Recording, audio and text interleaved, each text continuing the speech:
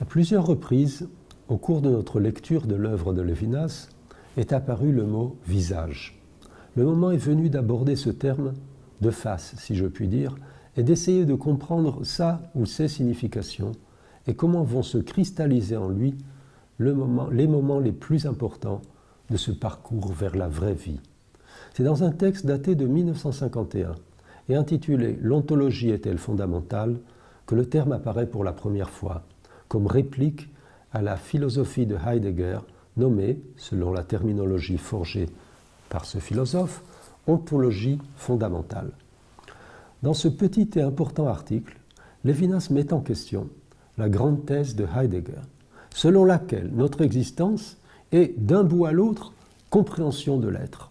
Entendons bien, comprendre ne signifie pas ici définir ou contempler, mais être engagé et s'engager.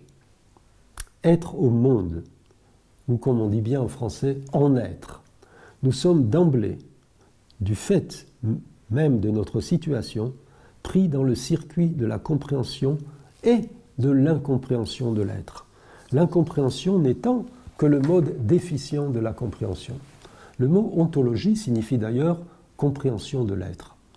Le passage de la vie inauthentique à la vie authentique, la vie vraie, n'est autre que le passage d'une compréhension implicite à une compréhension explicite de notre rapport à l'être, sous la forme d'une compréhension de notre finitude, ou, comme le dit Heidegger, de notre être pour la mort, de notre être voué inéluctablement à la mort. Cette vision très sombre de l'existence, vouée à la mort, a conquis un auditoire jeune et enthousiaste dans l'Allemagne des années 30, alors que le monde d'hier, comme le nommait Stefan Zweig, était en train de s'écrouler et que n'apparaissait à l'horizon aucune perspective d'avenir. Malgré l'engagement nazi du philosophe allemand, elle est revenue avec force sur la scène philosophique de l'après-guerre, en particulier dans l'œuvre de Jean-Paul Sartre et de la littérature existentialiste de cette période. En 1948, Lévinas écrivait « La philosophie de Heidegger est donc une tentative de poser la personne en tant que lieu où s'accomplit la compréhension de l'être, en renonçant à tout appui dans l'éternel. Dans le temps originel ou dans l'être pour la mort, condition de tout être, elle découvre le néant sur lequel elle repose, ce qui signifie aussi qu'elle ne repose sur rien d'autre que soi. » Fin de citation. Le livre de Job, Iov, le dit bien, « Tolé eretz al belima ». Dieu fait reposer le monde sur le néant, sur le rien. Mais ce qui, dans le livre de Job, est le prodige de la création à partir du néant, se transforme dans l'ontologie heideggerienne en la condition dans laquelle nous sommes jetés, sans autre interlocuteur que nous-mêmes. Monde que l'homme doit affronter dans la solitude ou dans la communauté dite authentique d'autres hommes, tout aussi solitaires, face au néant qui les guette. Et Lévinas conclut alors « Royauté qui tient à notre indigence, elle est sans triomphe et sans récompense. » Par là, l'ontologie de Heidegger rend ses accents les plus tragiques et devient le témoignage d'une époque et d'un monde qu'il sera peut-être possible de dépasser demain. C'est à cela, à cette tâche difficile, que va s'atteler Lévinas, dès les années 50, et le visage apparaît comme la réponse à une question qu'il pose à Heidegger.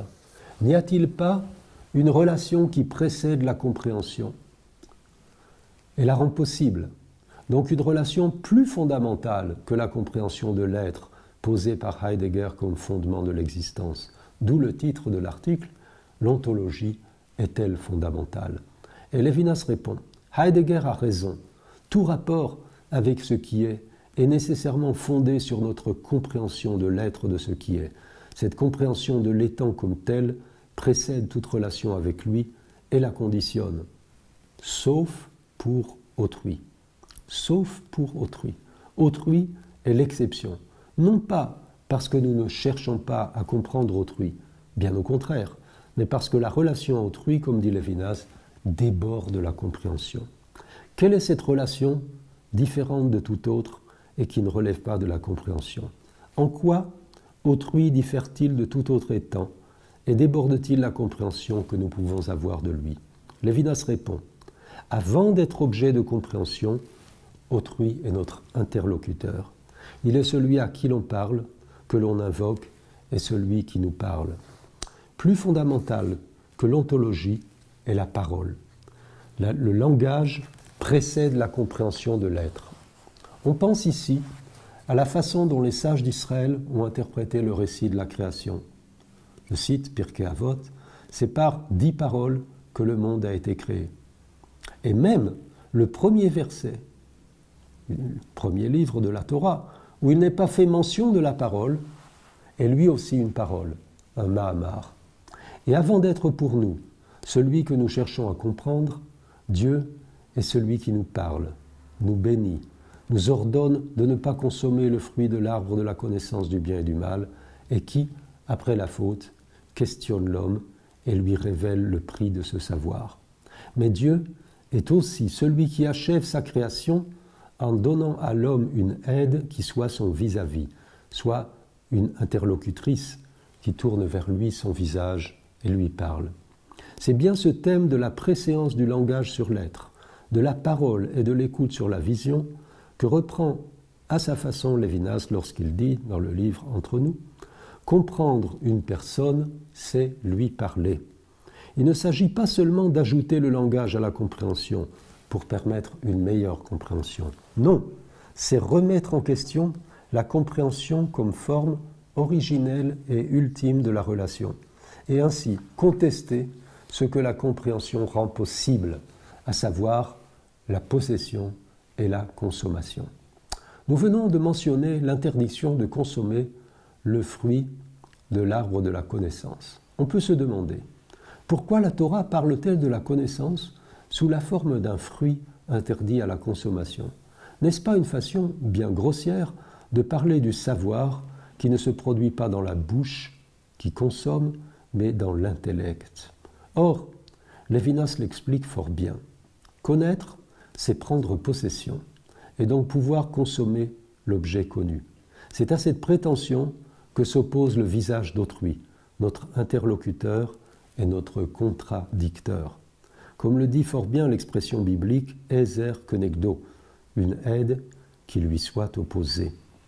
Totalité infinie le dit avec force, dès les premières lignes de la section intitulée « Visage et infini », page 168. Le visage, dit-il, est présent dans son refus d'être contenu. Tout pour la pensée est susceptible d'être contenu, englobé, compris. Tout sauf le visage. Non seulement le visage n'est pas compris, englobé, contenu, mais il se refuse à la compréhension et donc à la possession. Et en ce sens très précis, l'homme, autrui, ressemble à Dieu. Lévinas touche ici un point fondamental de la pensée biblique et talmudique, et qui n'a pu manquer de préoccuper les philosophes juifs et en tout premier lieu Rambam, Maïmonide. Comment l'homme, être de chair et de sang, peut-il ressembler au Créateur dont il est dit « Nul ne pourra me voir et vivre » Comment l'homme peut-il ressembler à l'invisible? On sait que Rambam répond à cette question au début du Guide des Égarés en ramenant cette ressemblance à la pensée. Seule la pensée capable de s'élever au-dessus du monde sensible et d'échapper ainsi aux limitations de la condition humaine peut être dite créée à la ressemblance de Dieu.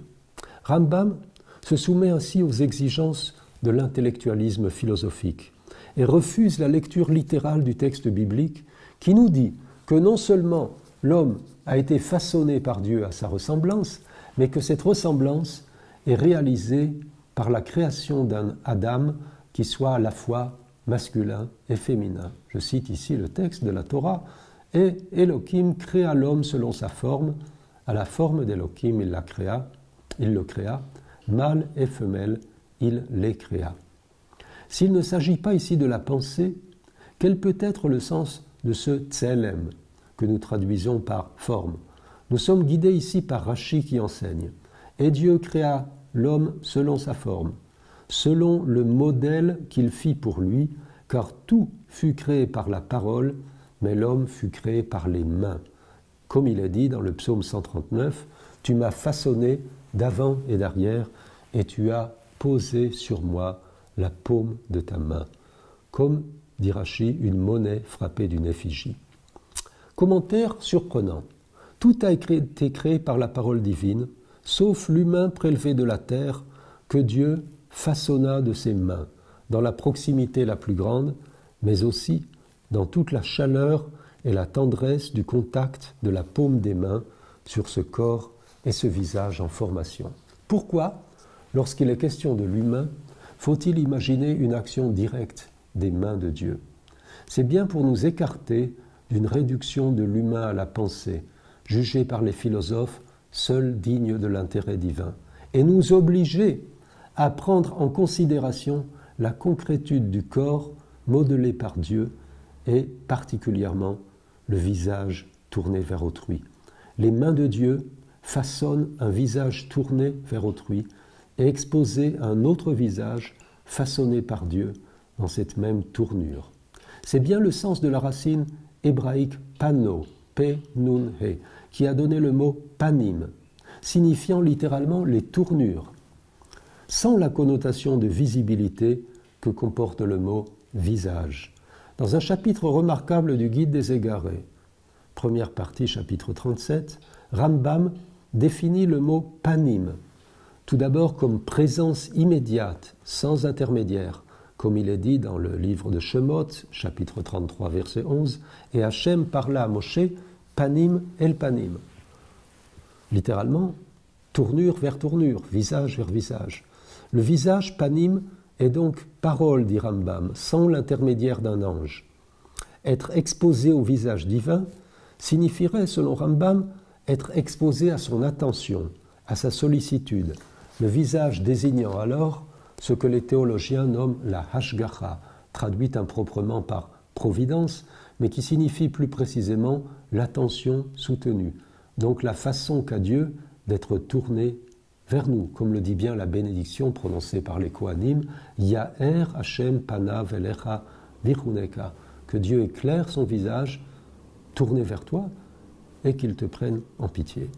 C'est donc tout ce contexte biblique et talmudique qu'il faut entendre et réactiver lorsque Lévinas nous parle du visage.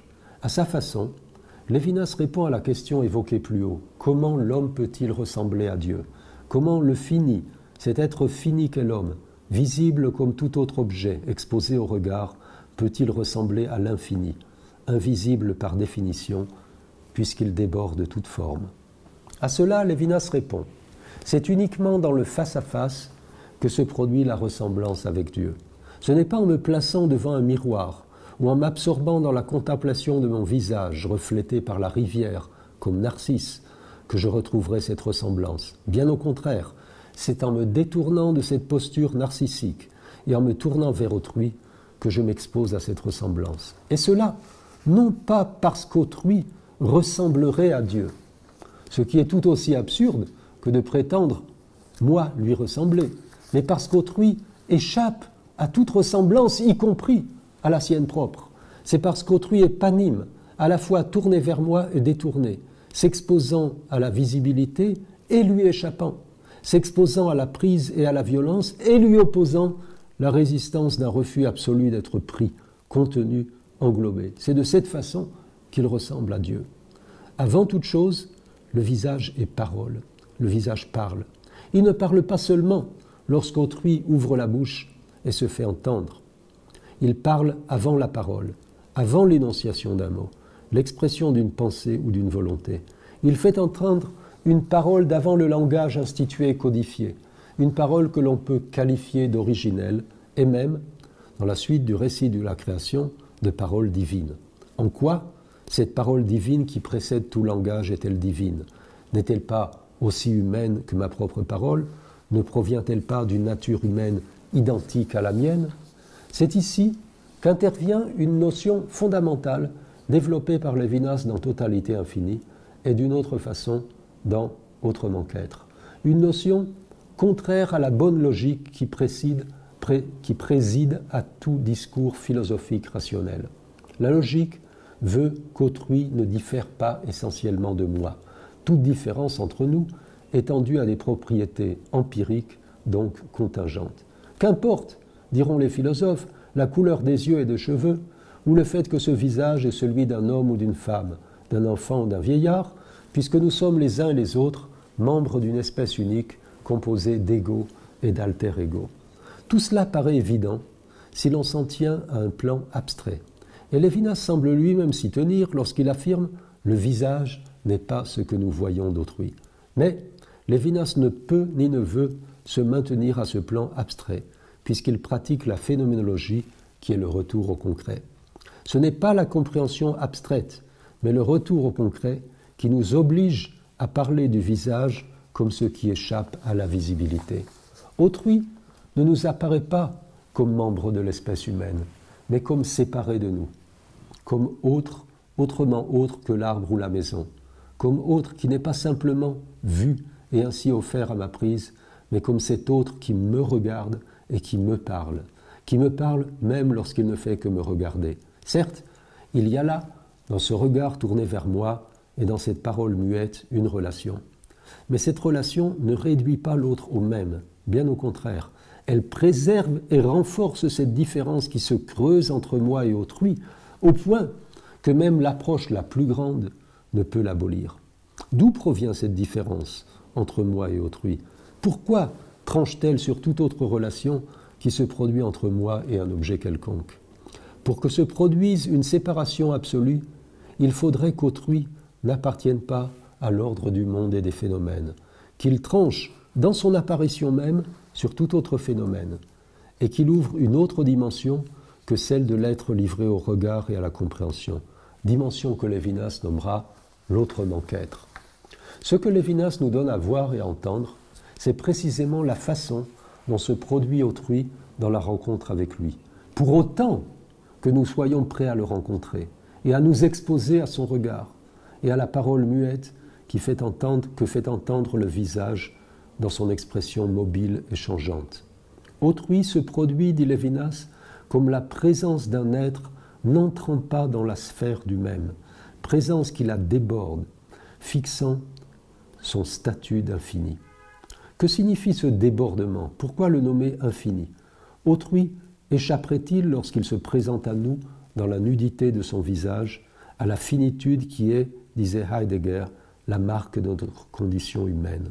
Certes, l'homme n'est pas l'infini, pas plus autrui que moi, mais c'est par autrui, dans l'exposition de son visage à mon regard, et dans mon exposition à ce regard qui me parle et m'interdit la prise, que se produit l'idée de l'infini.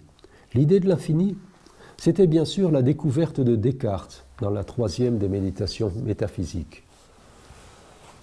Après avoir pris la mesure de sa capacité de penser et s'être convaincu de l'évidence de son être pensant, après s'être défini comme être pensant, après avoir mis en doute l'existence de tout ce qui est extérieur à la pensée, y compris l'évidence du monde et l'existence d'autrui, Descartes trouve en lui-même une idée qu'il n'a pu produire par la seule force de sa pensée.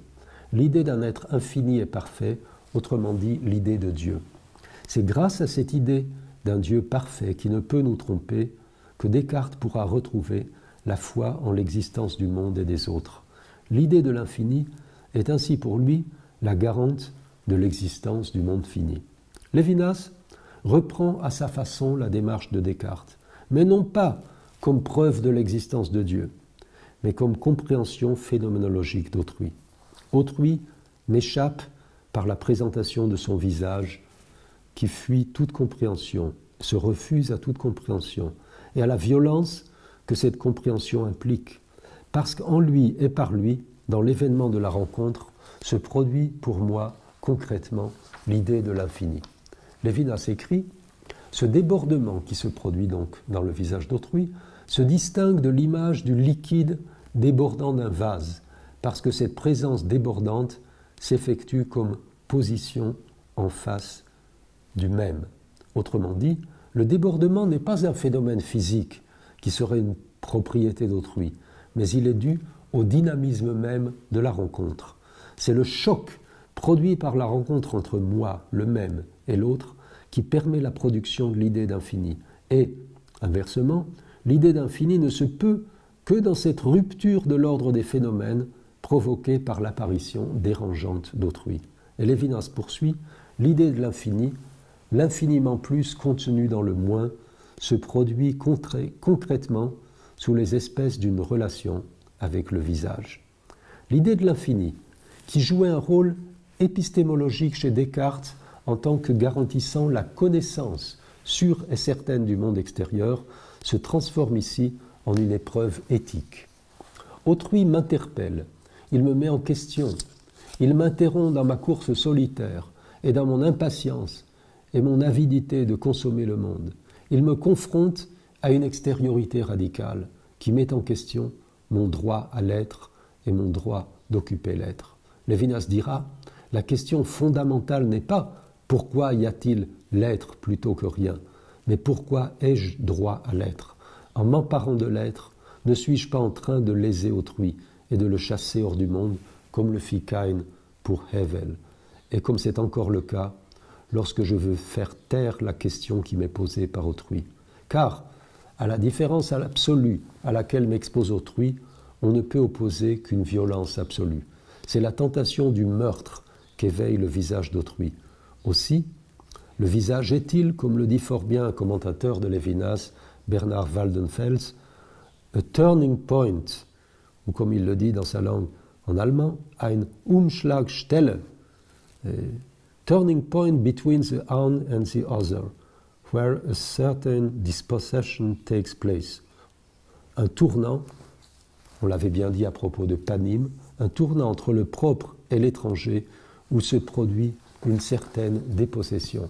Voir autrui, c'est déjà être dépossédé, non pas par une volonté hostile qui cherche à me nuire, non pas par une force qui excède infiniment la mienne, mais par une force qui ne se mesure pas à sa capacité physique, mais par la force morale du commandement « tu ne tueras pas ».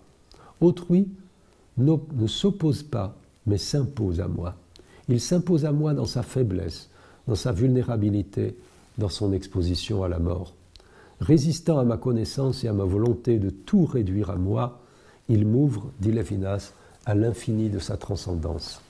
C'est ainsi que la résistance d'autrui à la violence m'ouvre positivement à l'infini et éveille en moi, au-delà de tout besoin que l'on peut satisfaire, le désir de l'infini qui ne se laisse pas conquérir et appelle une réponse à la hauteur de sa requête. En ce sens, on peut bien dire que voir autrui, c'est voir Dieu. C'est voir ce qui excède le visible. C'est voir la voix qui sans cesse défait la forme, comme le dit bien le texte de la Révélation. Ils virent la voix, les voix. Loin de nous proposer une idolâtrie du visage, Lévinas nous fait voir le visage comme résistance à l'idolâtrie.